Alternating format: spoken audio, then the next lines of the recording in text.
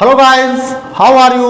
मैं भूपेंद्र सिंह। आज की क्लास में हम आपके लिए लेकर आए हैं पार्ट्स ऑफ स्पीच के अगले क्रम में। आज हम बात करेंगे वर्ब की। पिछली क्लास में हम पढ़ चुके हैं नाउन के बारे में, प्रोनाउन के बारे में, एडजेक्टिव के बारे में हम पिछली क्लास में ऑलरेडी स्टडी कर चुके हैं। तो आज उसी क्रम में हम बात करेंगे वर्ब के बारे में। तो सबसे पहले हम जान लेते हैं कि दिए गए सेंटेंस में आखिर वर्ब का रोल क्या होता है। तो किसी भी सेंटेंस में वर्ब का रोल होता है या तो वर्ब सेंटेंस में सेंटेंस की स्टेट के बारे में या सेंटेंस में एक्शन के बारे में बताती है। कहने का अर्थ हुआ कि वर्ब जो है किसी भी सेंटेंस में प्रयुक्त होकर या तो उस सेंटेंस की स्टेट के बारे में बताएगी कि सेंटेंस में जो है वो प्रेजेंट टेंस का है, सेंटेंस वर्तमान समय की बात की गई है कि भूतकाल की बात की गई है कि भविष्यकाल की बात की गई। तो ये तो बात हुई स्टेट की।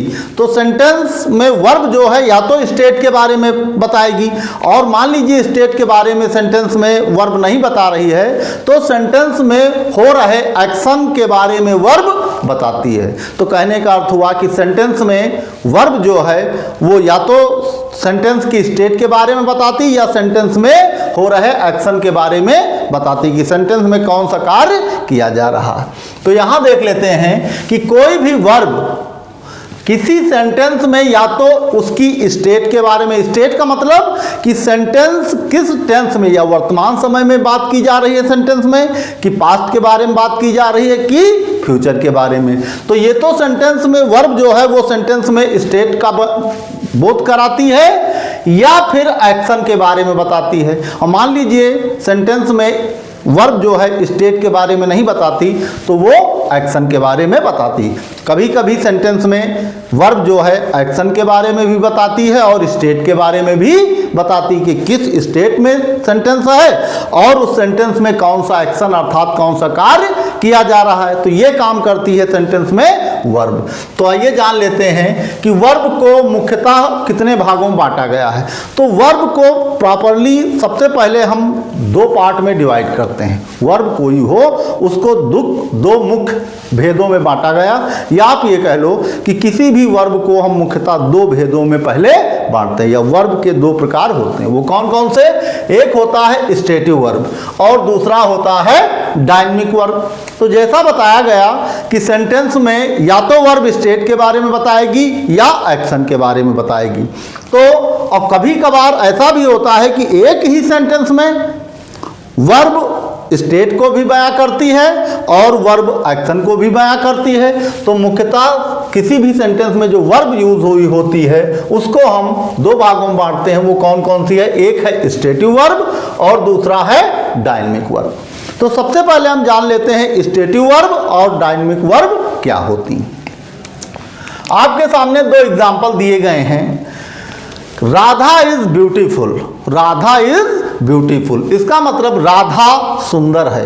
तो क्या इस सेंटेंस में कोई कार्य किया गया? जबकि एक्शन की डेफिनेशन होती है, एक्शन से पता चलता है कि किसी सेंटेंस में कौन सा कार्य किया जा रहा या कौन सा कार्य हो रहा। लेकिन एक कंडीशन ऐसी भी होती है कि सेंटेंस में कोई कार्य नहीं होता है फिर भी सेंटेंस होता है और उसमें वर्ब यूज भी हुई होती है। तो जैसे हमारा पहला सेंटेंस है राधा इज ब्यूटीफुल, हम ये कह सकते हैं कि यहाँ इस सेंटेंस में कोई एक्शन वर्ब यूज नहीं हुई है। इस सेंटेंस में एक्शन वर्ब यूज नहीं हुई, अर्थात इस सेंटेंस में कोई कार्य नहीं हो रहा। जबकि जो दूसरा सेंटेंस एग्जांपल के लिए दिया हुआ है उसमें Radha is singing a song, Radha एक गीत गा रही है। तो यहां हम कह सकते हैं कि कार्य हो रहा है।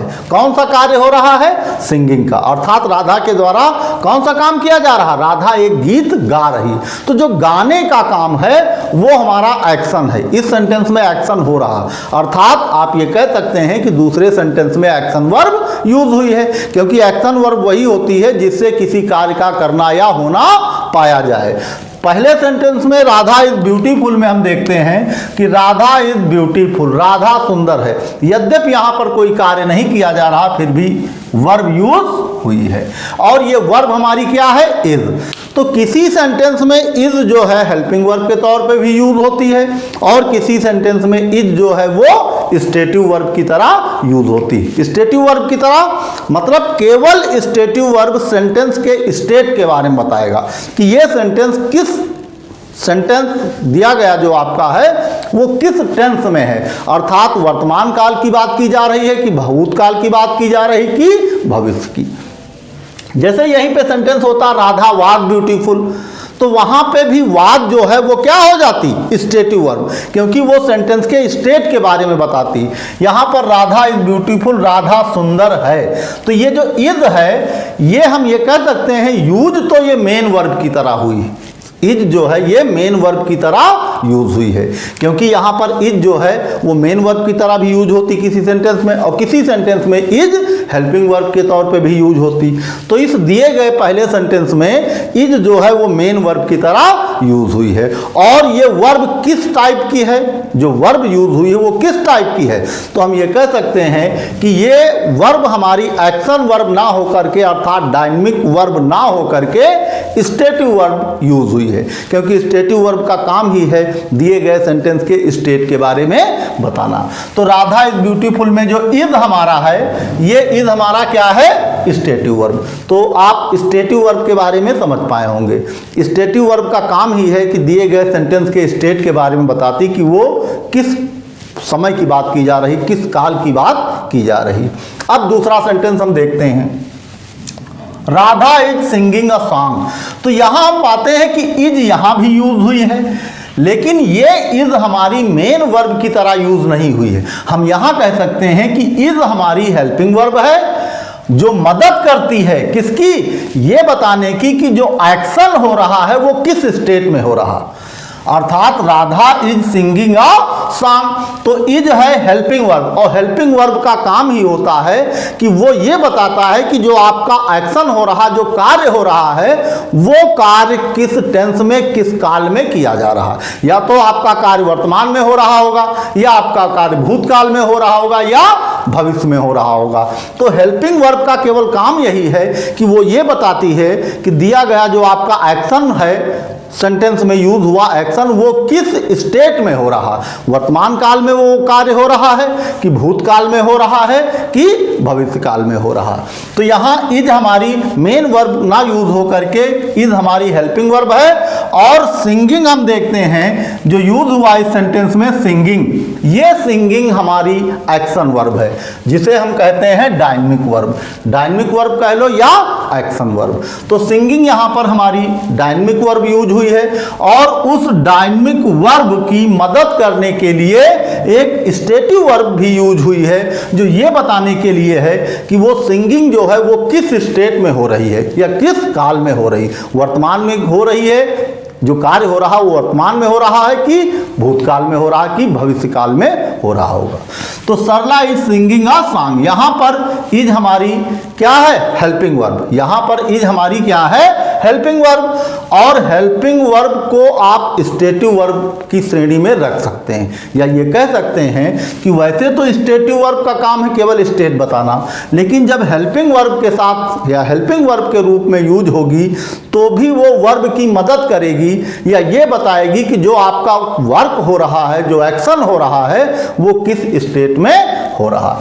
तो सरला इज सिंगिंग अ सॉन्ग, यहां पर सिंगिंग हमारी मेन वर्ब है। सिंगिंग क्या है main verb, singing main verb है। और यहां पर इज हमारी मेन वर्ब की तरह यूज हुई तो हम कह सकते हैं कि यहां भी इज हमारी क्या है मेन वर्ब।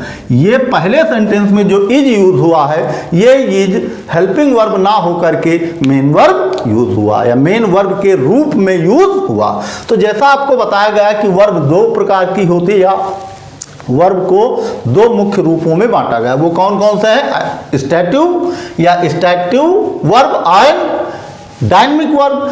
तो स्टेटिव में केवल स्टेट बयां करती है वर्ब, जबकि एक्शन में कार्य को दर्शाती कि कौन सा कार्य किया जा रहा। तो वैसे तो वर्ब के कई प्रकार हैं आगे, जिनके बारे में 1 बाय 1 हम स्टडी करेंगे, लेकिन पहले हम सबसे जान लेते हैं कि स्टेटिव वर्ब क्या होती है और डायनेमिक वर्ब क्या होती।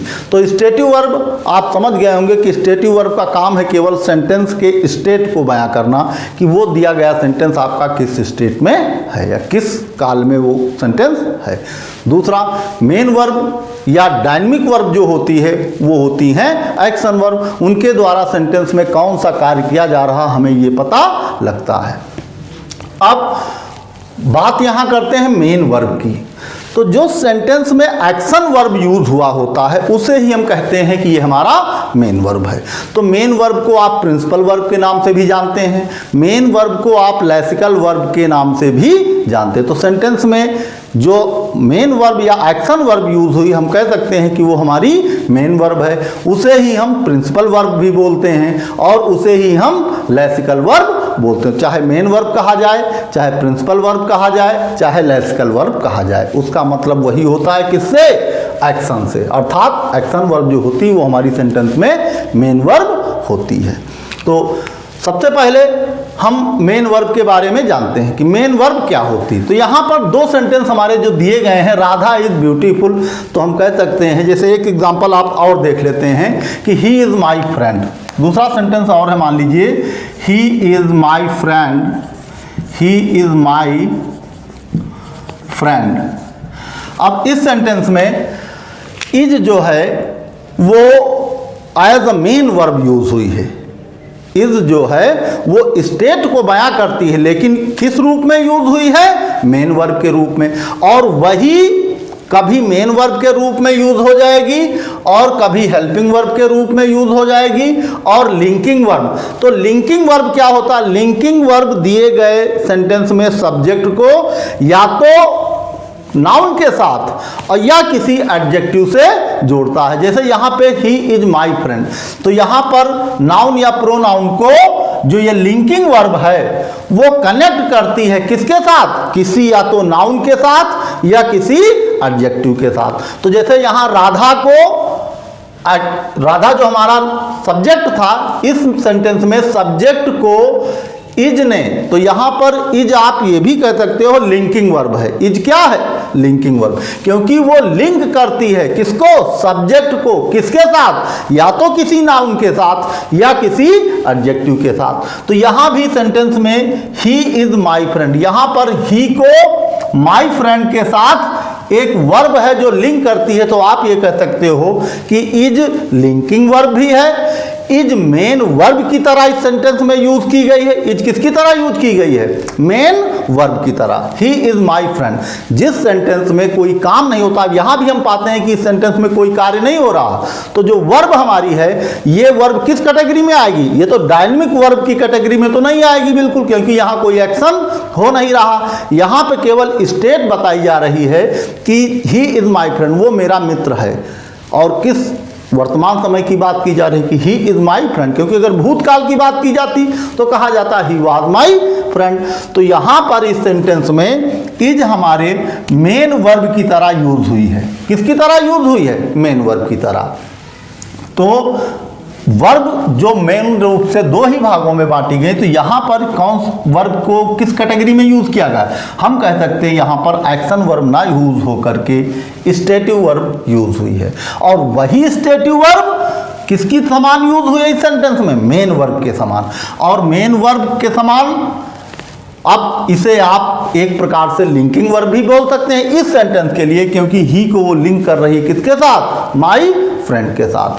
तो आइए हम आगे देखते हैं कि दिए गए सेंटेंस में जो डिफरेंट टाइप्स की वर्ब दी गई हैं वो कौन कौन सी हैं। एक तो हमारी है मेन वर्ब। तो जैसा आपको बताया कि मेन वर्ब को आप प्रिंसिपल वर्ब बोल सकते हैं, लेक्सिकल वर्ब भी बोल सकते हैं। दूसरा है हेल्पिंग वर्ब।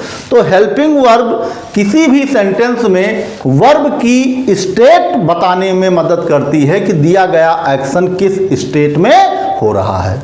तो वो तो हुई आपकी सेंटेंस में हेल्पिंग वर्ब। तो आगे चलकर सेंटेंसेस में वर्ब को कई कैटेगरीज में बांट दिया गया है। काफ़ी कंफ्यूजन बच्चों के मन में पैदा होता है, लेकिन आप पहले सबसे ये मान के चलिए कि वर्ब को हम दो मेन पार्ट में बांटते हैं, एक होता है स्टेटिव, एक एक्शन। अगर दिए गए सेंटेंस में कोई एक्शन आपको नजर आ रहा तो आप कह सकते हैं कि यहाँ पर डायनेमिक वर्ब यूज हुई है, और अगर एक्शन वर्ब नहीं नजर आ रहा तो आप कह सकते हैं यहाँ पर स्टेटिव वर्ब यूज हुई है। जैसे एक सेंटेंस और है, आई हैव 2 पेन्स, मेरे पास 2 पेन हैं। तो यहां पर आप पाते हैं कि जो हैव है वो यहां भी कोई कार्य नहीं हुआ। मान लीजिए सेंटेंस है, I have 2 pens, I have 2 pens, मेरे पास 2 पेन हैं।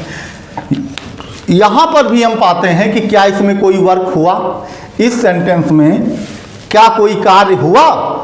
यहां पर कोई कार्य नहीं हुआ। तो ये जो हैव है इस सेंटेंस में हम कह सकते हैं स्टेटिव वर्ब यूज हुई। अगर सेंटेंस में एक्शन यूज होता है या कोई एक्शन नजर आता है तो हम कह सकते हैं यहां पर डायनेमिक वर्ब यूज की गई। हाँ, कुछ सेंटेंस ऐसे जरूर होते हैं जिनमें डायनेमिक वर्ब के साथ साथ आपको स्टेटिव वर्ब भी नजर आती है, और जब आपके हेल्पिंग वर्ब यूज हुई होगी सेंटेंस में तो वहां पर उस हेल्पिंग वर्ब को आप एक प्रकार से स्टेटिव वर्ब भी बोलते हैं, या हेल्पिंग वर्ब को आप स्टेटिव वर्ब कहते हैं। क्यों? क्योंकि हेल्पिंग वर्ब का काम ही होता है कि एक्शन के बारे में ये बताने में वो मदद करती है कि वो एक्शन किस काल में हो रहा है, या वो कार्य किस काल में किया जा रहा है, किस स्टेट में सेंटेंस कार्य कर रहा है। तो आई हैव 2 पेन्स, यहां पर भी स्टेटिव वर्ब यूज हुई, एक्शन वर्ब यहां नहीं यूज हुई। तो हम कह सकते हैं ऊपर दिए गए इन 4 सेंटेंसेस में केवल एक सेंटेंस ऐसा है जिसमें डायनेमिक वर्ब यूज हुई है, क्योंकि यहां पर हमें एक्शन वर्ब नजर आती है। बाकी इन दिए गए सेंटेंसेस में कोई एक्शन वर्ब हमें नजर नहीं आती। तो हम कह सकते हैं कि ये दिए गए पहले, तीसरे और चौथे सेंटेंस में स्टेटिव वर्ब केवल यूज हुई है, एक्शन वर्ब यूज नहीं हुई या डायनेमिक वर्ब यूज नहीं हुई है। जबकि सेकेंड सेंटेंस में आपका कौन सी वर्ब यूज हुई है? यहाँ पर आप कह सकते हो हेल्पिंग वर्ब यूज हुई है, और हेल्पिंग वर्ब के साथ साथ डायनेमिक वर्ब भी यूज हुई है। और हेल्पिंग वर्ब को किस कैटेगरी में बताया गया? हेल्पिंग वर्ब जो है वो स्टेटिव वर्ब का ही एक रूप, या हेल्पिंग वर्ब को स्टैटिक वर्ब का ही एक रूप माना जा सकता।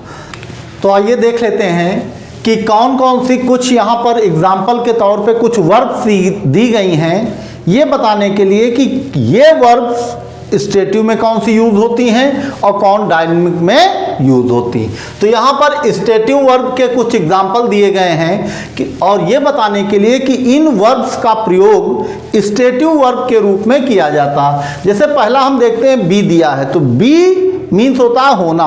बी की जैसा हमें पता है कि डिफरेंट फॉर्म यूज होती हैं सेंटेंस में, इज, एम, आर, वाज, वर, ये सब बी की डिफरेंट फॉर्म यूज होती हैं। तो ये जो बी की जो भी फॉर्म यूज होती है सेंटेंस में वो स्टेटिव वर्ब के कैटेगरी में, या आप कह सकते हो स्टेटिव वर्ब के रूप में यूज होती हैं। अगला जैसे हैव है, ओन है, डाउट है, लव है, हेट है।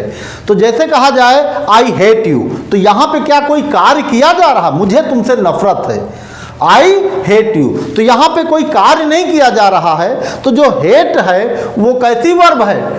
वो आपकी डायनेमिक वर्ब है या स्टेटिव वर्ब है? तो हेट क्योंकि कोई कार्य तो किया नहीं जा रहा, और डायनेमिक वर्ब केवल उसी कंडीशन में होती जब कोई एक्शन होता है। जब कोई एक्शन होता है तब उसे हम एक्शन वर्ब या डायनेमिक वर्ब बोलते हैं। अगर सेंटेंस में कोई कार्य नहीं हो रहा तो हम ये कह सकते हैं कि यहाँ डायनेमिक वर्ब यूज ना होकर के स्टेटिव वर्ब यूज हुई है। तो डायनेमिक वर्ब के भी कुछ एग्जाम्पल दिए गए हैं, जैसे ईट है, हिट है, बीट है, पुश है, वॉक है, टॉक है, प्ले है।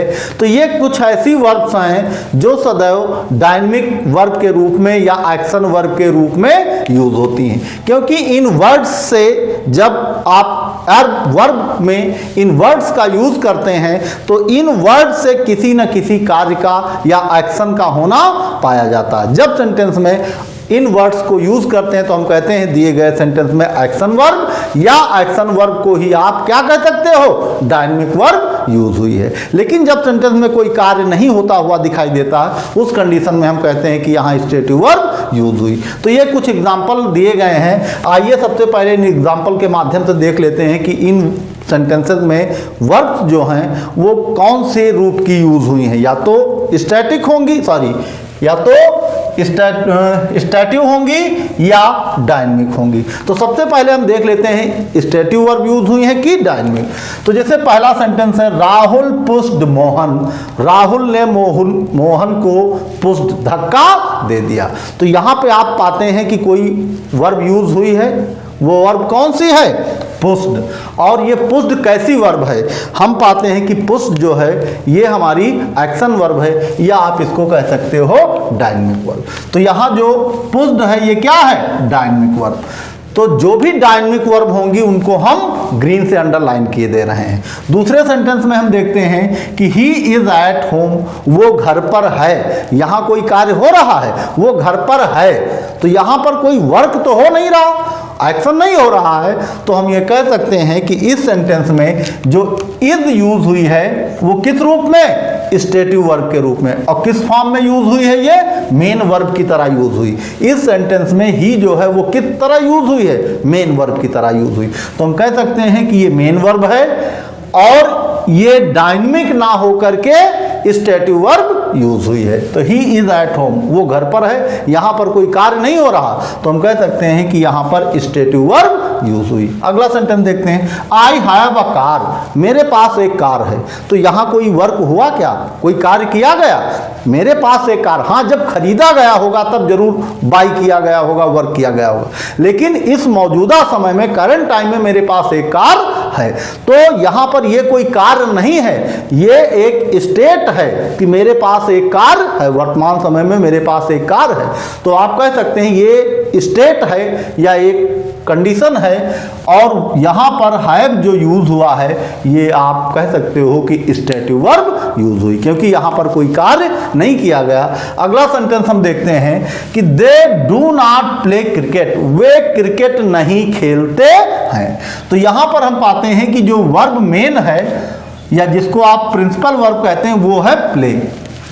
और इस प्ले को हम रेड से अंडरलाइन ना करके ग्रीन से अंडरलाइन करते हैं। क्यों? क्योंकि ये प्ले हमारी स्टेटिव वर्ब ना होकर के डायनेमिक वर्ब यूज हुई है। अर्थात आप कह सकते हैं इस प्ले से किसी कार्य का होना पाया जाता, अर्थात ये एक्शन वर्ब है, इससे कार्य होने दर्शाया जाता। They do not play cricket, और क्रिकेट खेलने के लिए कार्य करना पड़ता, बैठे बैठे क्रिकेट नहीं खेला जा सकता। क्रिकेट खेलने के लिए आपको भागना पड़ेगा, दौड़ना पड़ेगा, हैं। तो यहाँ पर प्ले जो है वो एक डायनेमिक वर्ब के समान यूज हुई। तो हम कह सकते हैं कि यहाँ पर प्ले हमारा एक्शन वर्ब है, अर्थात डायनेमिक वर्ब यूज हुई है। तीसरे सेंटेंस में देखते हैं ही डज इट।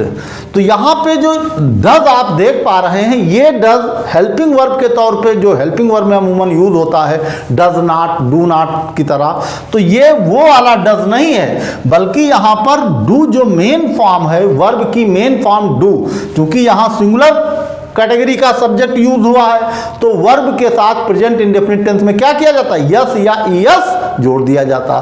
तो ही के साथ वर्ब जो मेन है डू, डू मीन्स होता है करना, तो डज इट, वो इसे करता है। तो हम ये कह सकते हैं कि यहाँ पर डज जो है वो मेन वर्ब के तौर पे यूज हुई है डू, और डू के साथ यस या ईएस लगाया गया है। तो यहाँ पर डज मान करना, वो इसे करता है, तो यहाँ पर एक्शन नजर आता है, यहाँ पर एक्शन हो रहा है। तो हम कह सकते हैं कि दिए गए सेंटेंस में कैसी वर्ब यूज हुई है, डायनेमिक वर्ब यूज हुई। अगला देखते हैं Sita is a girl, Sita एक लड़की है। क्या इसके लिए काम कर रही हो, सीता एक लड़की है, तो ये एक स्टेट है, ये सेंटेंस की एक स्टेट बयां करती है। वर्ब जो है इज, वो मेन वर्ब है, सेंटेंस में इज किसके समान यूज हुई है, मेन वर्ब के समान। लेकिन ये वर्ब है कैसी, तो ये वर्ब हमारी डायनेमिक वर्ब ना होकर के स्टेटिव वर्ब है, क्योंकि ये केवल एक स्टेट को बयां करती है कि सेंटेंस किस स्टेट में है। तो Sita is a girl, Sita एक लड़की है, तो इज यहाँ पर हमारी स्टेटिव वर्ब है, अगले सेंटेंस में he got angry, he got angry, तो यहां पे हम पाते हैं कि ही गॉट एंग्री। तो जितनी भी, ये जान लीजिए कि जो भी स्टेटिव वर्ब हैं वो सारी स्टेटिव वर्ब कॉपुलर वर्ब की श्रेणी में आ जाती हैं। जितनी भी स्टेटिव वर्ब हैं वो कॉपुलर की श्रेणी में आ जाती हैं। कॉपुलर में होता क्या है, कॉपुलर वर्ब के बारे में जान लेते हैं कि कॉपुलर वर्ब क्या होती है। एक ऐसी वर्ब जो सेंटेंस के स्टेट के बारे में तो बताती ही बताती है, साथ साथ एक स्टेट से दूसरे स्टेट में चेंज होना भी दर्शाती, या ये कह लो सेंटेंस में एक स्टेट से दूसरे स्टेट में होना या चेंज होना भी दर्शाती हैं जहां वर्ब, उसको हम कॉपुलर वर्ब कहते हैं। तो इस सेंटेंस में देखते हैं ही गॉट एंग्री, अर्थात वो एंग्री हो गया, क्रोधित हो गया। तो यहाँ पर दो स्टेट हैं, ऐसा नहीं कि वो हमेशा क्रोधित था।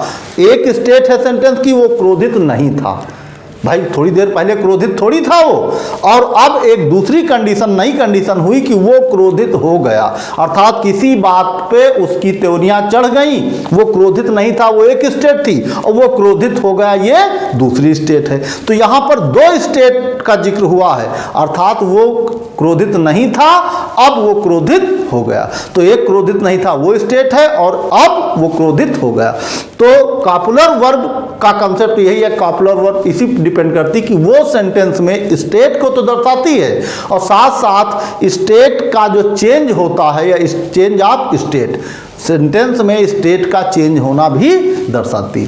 तो यहाँ पर ही गॉट एंग्री, यहाँ पे जो गॉट यूज हुआ है, हम ये कह सकते हैं कि ये गॉट हमारी किस श्रेणी में आती है, कॉपुलर वर्ब की श्रेणी में आती है। क्योंकि कॉपुलर वर्ब में होता यही है कि कॉपुलर वर्ब जो है अमूमन सेंटेंस में स्टेट को दर्शाती है, लेकिन कॉपुलर वर्ब में स्टेट चेंज होना भी दर्शाया जाता है। जहाँ स्टेट चेंज होती है वहाँ कॉपुलर वर्ब यूज होती है। तो इस सेंटेंस में हम कह सकते हैं कि यहाँ पर कॉपुलर वर्ब यूज हुई है, क्योंकि ये स्टेट को तो बताती है, लेकिन यहाँ पर एक स्टेट से दूसरे स्टेट में चेंज होना भी दर्शाती है। दूसरा, जैसे Meena became a doctor, Meena became a doctor, तो यहाँ हम पाते हैं कि मीना बिकेम, मीना डॉक्टर बन गई। तो यहाँ भी दो स्टेट हैं, एक स्टेट कि मीना हमेशा से तो डॉक्टर थी नहीं, मतलब अगर डॉक्टर बनी है तो इसका मतलब आज से कुछ समय पहले तक वो डॉक्टर नहीं थी। तो एक स्टेट वो थी कि मीना डॉक्टर नहीं थी, और एक स्टेट अब ये है कि मीना डॉक्टर बन गई, बिकेम अ डॉक्टर, डॉक्टर बन गई। तो यहाँ भी दो स्टेट हैं, एक स्टेट से दूसरे स्टेट में तब्दील होना दिखाया गया है। तो जहाँ पर दो स्टेट दर्शाई जाएं या एक स्टेट से दूसरे स्टेट में तब्दील होना दिखाया जाता है स्टेटिव वर्ब के द्वारा, तो हम कह सकते हैं कि वो स्टेटिव वर्ब किस कैटेगरी की आती है, वह स्टेटिव वर्ब आपकी कॉपुलर वर्ब की श्रेणी में आती। आप इसको स्टेटिव वर्ब की श्रेणी में ही रखेंगे, क्योंकि मेन रूप से दो भाग में बांटा गया वर्ब को, स्टेटिव और डायनेमिक।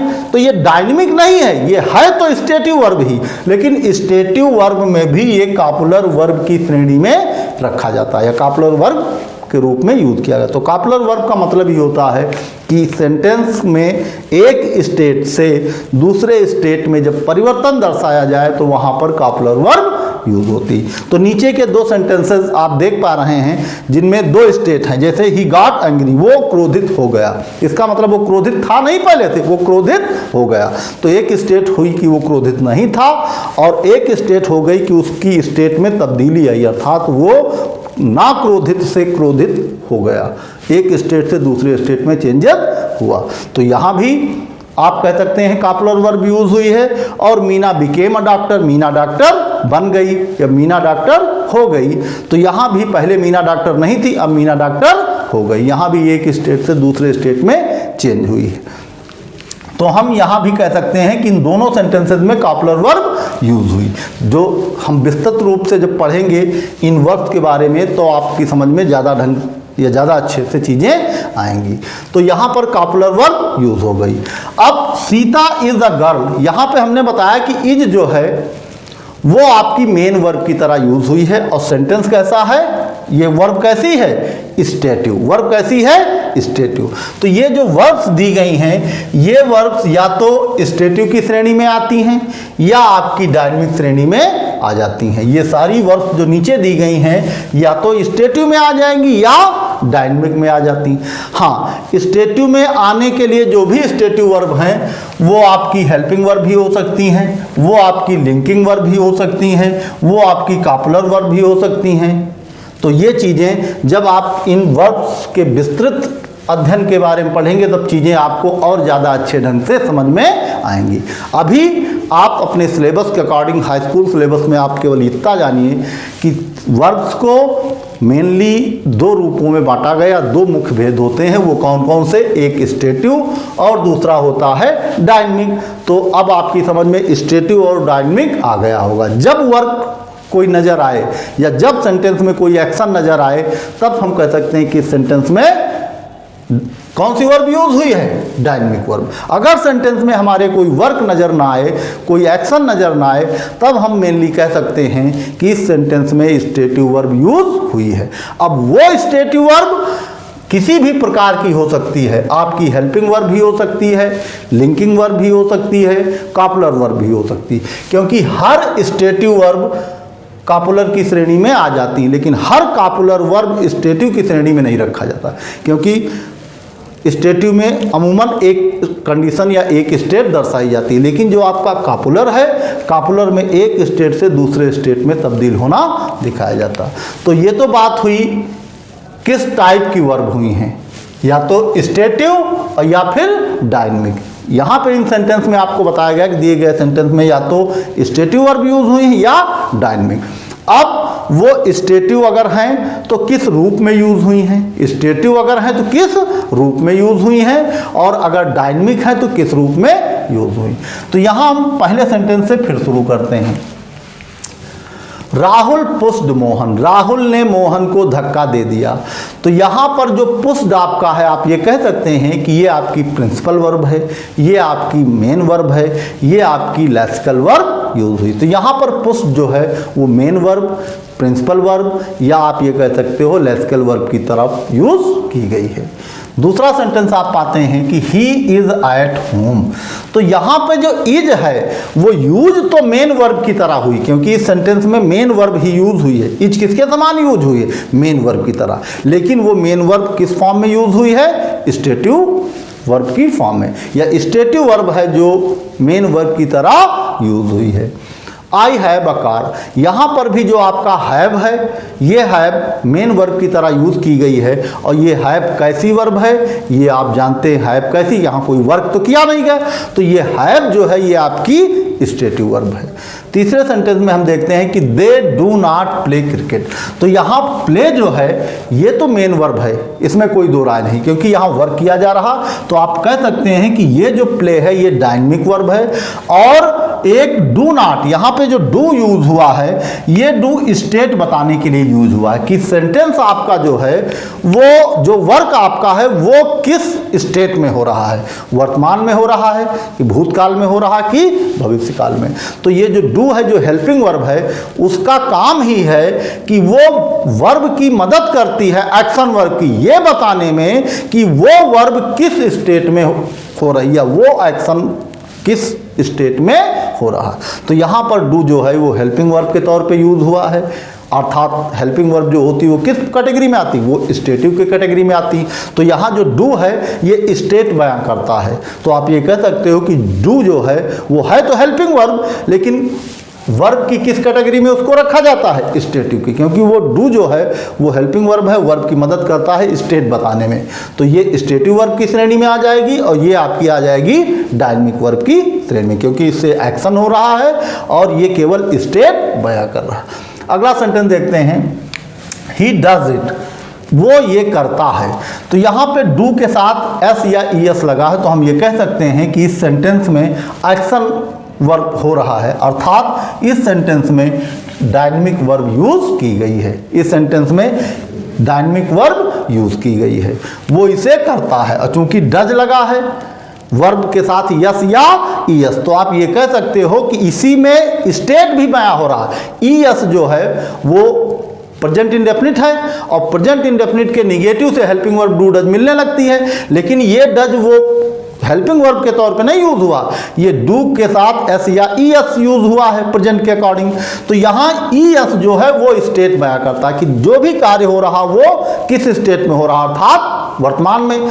और ये जो डू है ये आपका एक्शन है, अर्थात डू एक्शन दर्शाता है, और ई एस जो है वो स्टेट दर्शाता है। तो इसका मतलब हुआ ये सेंटेंस वर्तमान काल में होता है।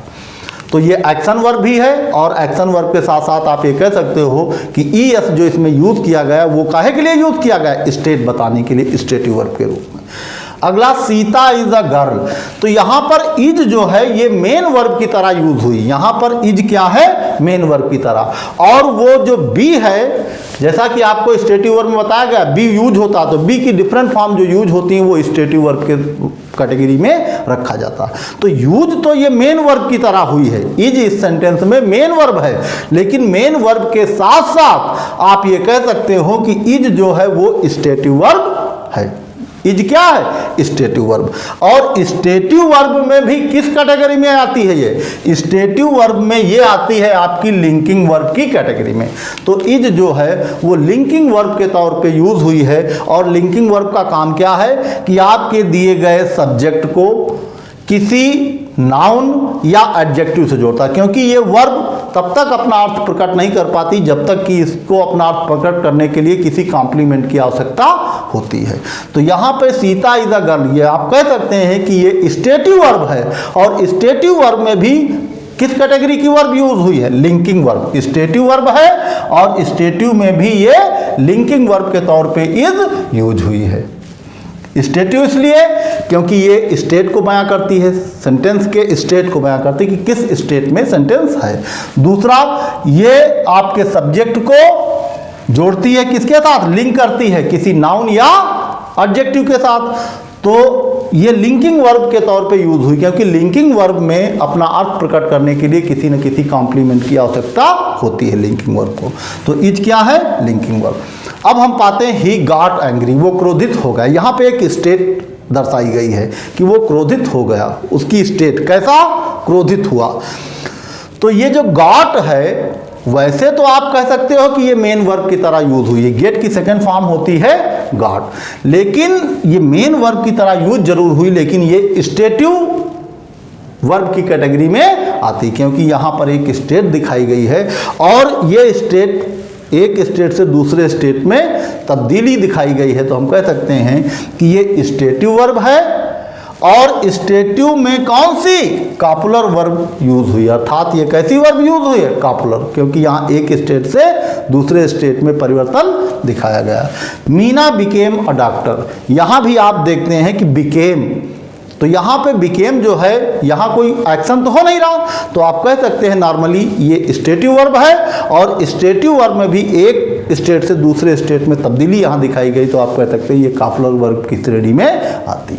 तो ये कुछ सेंटेंस हुए जिनमें ये बताया गया आपको कि कौन सा सेंटेंस स्टेटिव वर्ब किस सेंटेंस में यूज हुई है, किस में डायनेमिक वर्ब यूज हुई है, और स्टेटिव वर्ब में भी कौन सी लिंकिंग वर्ब है, कौन सी हेल्पिंग वर्ब है, और कौन सी मेन वर्ब है। तो यहाँ पे आपको बताया गया पुश्ड मेन वर्ब है, प्ले आपकी मेन वर्ब है, इज भी मेन वर्ब है, हैव मेन वर्ब है, यहाँ डज मेन वर्ब है, यहाँ इज मेन वर्ब है, यहाँ गॉट और बिकेम, ये सारी वर्ब्स हैं तो मेन वर्ब के तौर पे, लेकिन मेन वर्ब में भी देखा जाता है कि वो डायनेमिक वर्ब के रूप में यूज हुई हैं कि स्टेटिव वर्ब के रूप में यूज हुई।